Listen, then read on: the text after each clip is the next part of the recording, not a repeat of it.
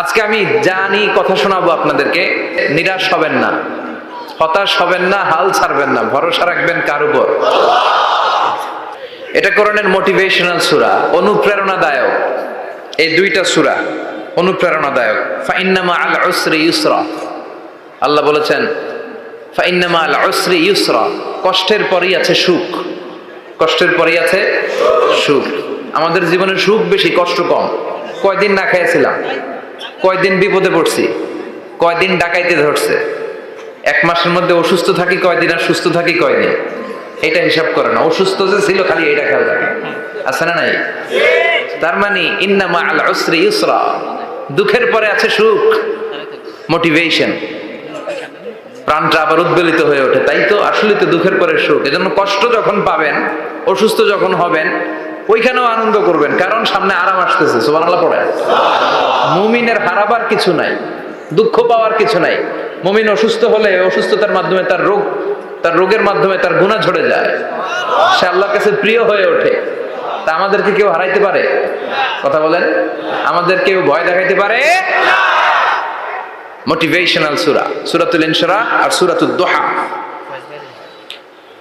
এখানে অনেক huge motivation আছে। যারা হতাশ, যাদের জীবন ভাল লাগে না, মরে যেতে মনে চায়, গার্লফ্রেন্ড গালি দিছে, আছে না নাই?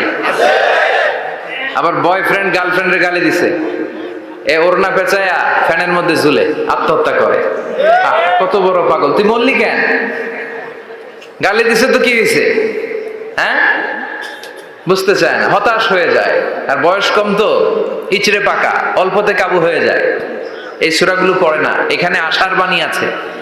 মুমিনরা নিরাশ হয়, হতাশ হয়, হাল ছাড়ে নাকি ভরসা রাখে?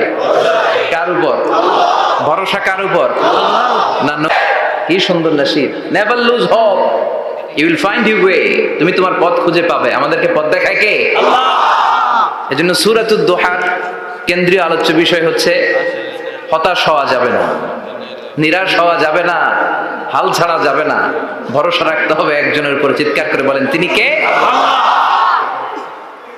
হতাশ যারা, ফ্রাস্ট্রেটেড, আপসেট পিপল, তাদের জন্য, হতাশ ব্যক্তিদের জন্য এই সূরাটা একটা আলোকবর্তিকা, একটা আলোর মশাল। এই সূরাটা পড়লেই হতাশ ব্যক্তিরা মনে শান্তি পায়, আশা ফিরে পায়, দিক ফিরে পায়, ঠিক কিনা? এই সূরাটা নাজিল হওয়ার একটা ব্যাকগ্রাউন্ড আছে, শুনবেন?